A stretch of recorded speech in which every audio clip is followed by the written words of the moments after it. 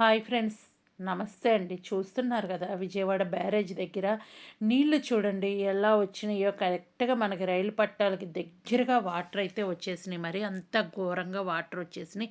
నాకు ఈ వీడియో అయితే మా పిన్ని పిన్ని అని పిలుస్తాం, మామూలుగా అయితే మేము అక్క అని పిలుస్తాం. మా అక్క తీసి పంపించింది. థ్యాంక్ యూ సో మచ్ అక్క.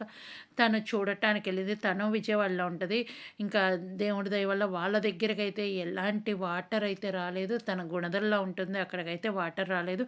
కానీ కొన్ని ప్లేసెస్‌లో ఉన్నాయండి. ఘోరంగా వచ్చేసినాయి వాటర్ అయితే. చూస్తుంటే ఇంకా కళ్ళ నీళ్ళు తప్ప ఇంకొక్కటి లేదు అనే విధంగా ఉంది. చాలామంది ముసలోళ్ళు, అలాంటి వాళ్ళు, తిండి లేక పిల్లలు ఎంతమంది ఇబ్బందుల్లో ఉన్నారో. నేనైతే ఇప్పటివరకు ఇలాంటి పరిస్థితి అయితే నేను వినలేదండి. ఎంత ఘోరంగా వచ్చింది అని అయితే నా లైఫ్‌లో ఇంతవరకు వినలేదు. ఫస్ట్ టైం ఇది విన్నాను. విన్నాకైతే నాకు ఏడుపు తప్ప ఇంకొకటైతే లేదు.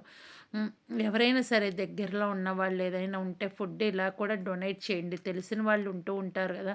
మన అనుకున్న వాళ్ళు ఎవరైనా ఉంటే ఇళ్ళల్లో తీసుకొచ్చి పెట్టుకోండి. అక్కడ ముసలోళ్ళు, పిల్లలు కూడా అండి, పాలు లేకుండా పిల్లలు కూడా బాధపడుతూ ఉన్నారు.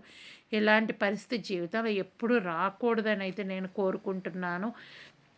ఇంకా ఏం చెప్పాలి? మాటలు కూడా చెప్పడానికి వల్ల కాని పరిస్థితిలో ఉన్నారు. విజయవాడ అయితే గనక ఎక్కువ శాతం, విజయవాడ కాదు చాలా ప్లేసెస్‌లో ఇలా ఉంది. ఇంకా చూస్తూ ఉంటే నాకే ఏం చెప్పాలో కూడా అర్థం కావట్లేదు. ప్రతి వీడియోకి నేను గలగలా మాట్లాడుతూ వాయిస్ ఇచ్చేదాన్ని. ఈ వీడియో చూసాక నేను ఏం మాట చెప్పాలి, ఏంటి అని అయితే ఏం చెప్పలేకపోతున్నాను. త్వరలో అందరూ బయటపడాలి. ఈ నీళ్ళన్నీ పోయి హ్యాపీగా అందరూ మంచి రోజులు రావాలి అని మనస్ఫూర్తిగా కోరుకుంటున్నానండి.